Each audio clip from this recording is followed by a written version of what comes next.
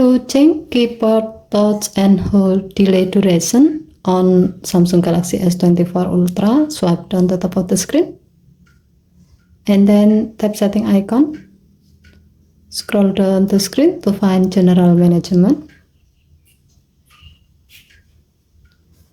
Tap general management and then tap Samsung keyboard setting. Scroll down the screen. Tap swipe touch and feedback.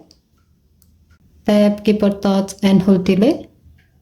And then select the desired duration you like to use. As the example, we will select long or 0.5 seconds. When you select this option, it means that when you do a continuous touch on a key on your keyboard for 0.5 seconds, your phone will recognize it as a touch and hold. Okay, thank you for watching. Please help to like and subscribe. Have a nice day.